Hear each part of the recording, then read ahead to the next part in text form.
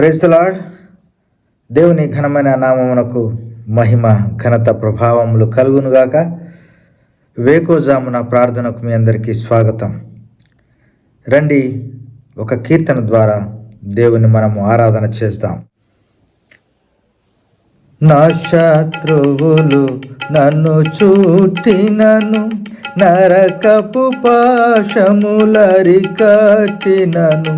నా శత్రువులు నన్ను చుట్టినను, నరకపు పాశములరికట్టినను. వరదవలే భక్తిహీనులు పోలిన, వరదవలే భక్తిహీనులు పోలిన, విడువక నన్ను ఎడబాయని దేవా, విడువక నన్ను ఎడబాయని దేవా.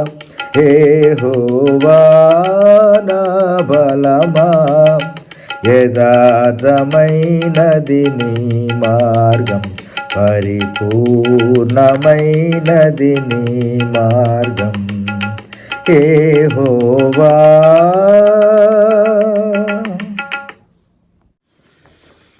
వాక్యము చదువుకుందాము. కీర్తనల గ్రంథము 18వ కీర్తన 6వ వచనం చదువుకుందాం. నా శ్రమలో నేను యెహోవాకు మొరపెట్టి తిని, నా దేవునికి ప్రార్థన చేసి తిని. ఆయన తన ఆలయములో ఆలకించి నా ప్రార్థనను అంగీకరించెను. నా మొర ఆయన సన్నిధిని చేరి ఆయన చెవుల జొచ్చెను. ప్రియమైనటువంటి దేవుని ప్రజలారా, చదువుకున్నటువంటి ఈ యొక్క లేఖన భాగము దావీదు జీవితంలో జరిగినటువంటి గొప్ప స్తుతి కీర్తన. ఈ స్తుతి కీర్తన మనము 2వ సమూయేలు గ్రంథంలో 22వ అధ్యాయం ఆది నుంచి చివరి వరకు చూస్తాం. దావీదుని దేవుడు ఏ విధంగా కాపాడాడు, ఆ విషయాలన్నీ కూడా ఆయన క్రోడీకరించి, దావీదుని దేవుడు శత్రువుల బారి నుంచి, ప్రాముఖ్యంగా సౌలు బారి నుంచి తప్పించిన ఆ విషయాన్ని పురస్కరించుకొని ఆయన చేసినటువంటి గొప్ప స్తుతి కీర్తన, సుదీర్ఘమైనటువంటి కీర్తన. ఈ కీర్తనలో చాలా విషయాలు దాగి ఉన్నాయి. దేవా, నీవే నా బలము, నీవే నా కోట, నీవే నా కొండ, నీవుండగా నాకు ఎలాంటి ఆపద రాదు, నీవే నాకు కాపాడే దైవము అని ఆయన స్తుతి చేసినట్లుగా చూస్తాం. అక్కడ అన్నాడు ఏమనంటే, ఆయన ఆలయములో నుండి ఆయన మొర విన్నాడు అని. ఆలయం అంటే యెరూషలేము దేవాలయము, లేదా పరలోక పట్టణంలో దేవుడు ఉండి మన ప్రార్థన వింటాడు. దావీదు దేవాలయానికి వెళ్ళి ప్రార్థించినట్లుగా ఇక్కడ లేదు, కానీ దావీదు హృదయంలో దేవుడు ఉన్నాడు. మన హృదయమే ఆయనకు ఆలయం. నా హృదయం కూడా దేవునికి ఆలయం. మనకు కూడా ఎన్నో సమస్యలు వస్తాయి కదా. సమస్యలు రాకుండా, కష్టాలు లేని జీవితాలు ఎవరికి లేవు. కానీ అన్నిటి నుంచి మనం బయటపడాలంటే వేకోజాంలో దేవునికి మన మొర వినేలాగున దేవుడు పెట్టాలి, మనం మొర పెట్టాలి, మనం ప్రార్థించాలి. మనం మొర అంటే ప్రార్థన చేయాలి.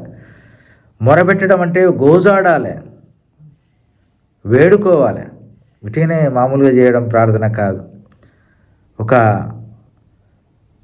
నివేదన దేవుని సన్నిధిలో నివేదించాలి. ఆవేదనతో కూడినటువంటి ప్రార్థన మన హృదయంలో నుంచి రావాలి. అప్పుడు దేవుడు మన ప్రార్థన తప్పనిసరిగా వింటాడు. దావీదుకి ఇచ్చిన విజయం మనకిస్తాడు, నెమ్మదినిస్తాడు.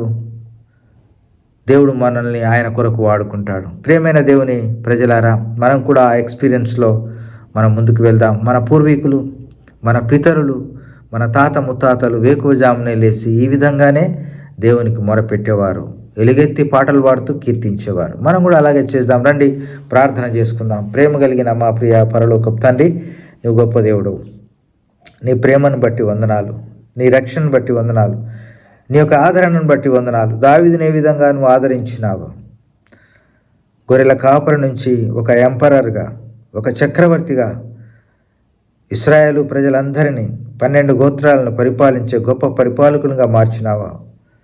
నీ యొక్క దయ ఎంత గొప్పది తండ్రి. మేము కూడా మా జీవితంలో గొప్ప విజయాలు సాధించడానికి నీ సహాయం అవసరం గనుక ప్రభువా మా ప్రార్థనలు విని మా కుటుంబాలని కాపాడి మా పిల్లలని వృద్ధిలోకి తీసుకొని రమ్మని విజయాలు దయచేయమని యేసయ్య అతి శ్రేష్టమైన నామమున స్తుతించి ప్రార్థించి అడిగి వేడుకొనుచున్నాం తండ్రి. ఆమేన్.